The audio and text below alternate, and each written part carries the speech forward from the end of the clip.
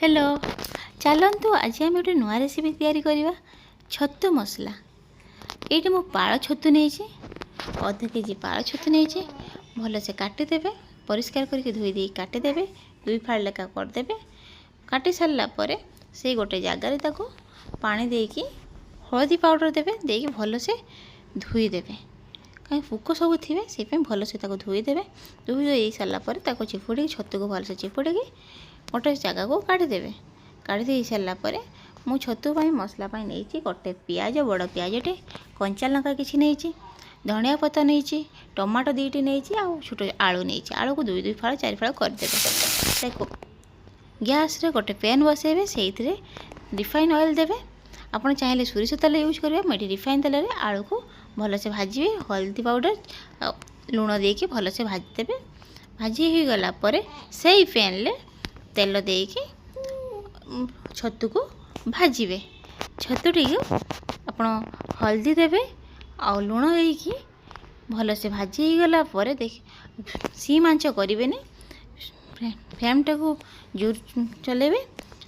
जलला आप छतु को भल से भाजी गलापर आप गोटे जगह को काढ़ीदेवे। काढ़ी दे सारापर आप से पैन टी आप सोरिष तेल यूज करेंगे ना आप रिफाइन तेल जब पारे रिफाइन तेल यूज करेंगे। मुझे सोरिष तेल तरकारी नहीं छतु मसला मुझे सोरिष तेल यूज करची। आ कटा होता बड़ पियाज काटिकी रखिदे से पियाज टाक पकेबे। पियाज टाक भल से हो सारापर आपड़ से अदा रसुण पेस्ट मु 1.5 चामच नहीं आपड़ चाहिए क्वांटिटी अनुसार आप अदा रसुण पेस्ट यूज करेंगे। मुझे 1.5 चामच छोट चामच 1.5 चामच नहीं तापर मुझे chilli powder Kashmir chilli powder नहीं कलर अनुसार बट राग पाई किसी भी पाउडर नहीं कहीं काश्मीर चिली पाउडर नहीं काश्मीर चिली पाउडर पर आप टमाटो काटी 2टी टमाटो बड़ बड़ ताको भल से पकईकी भल से घाटीदेवे। घाटीदेलापर लुण पकईदेवे हल्दी पाउडर पकईदेवे। पकई सारापर आपड़ से ढांकीदेवे टमाटोटा सीझापी मसलाटा भल से हवापाई ढांकीदेवे।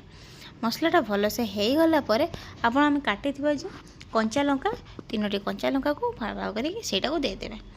2टी कंचा लंका को देदेलापर आप धनिया पत्र पकईदेवे। धनिया पत्र पकई सारापर आलू पकईदेवे। आलू को भल से कषि हो गलापर टी सीझी आसलापर आपड़ से छतु भाजिकी रखि पकईबे।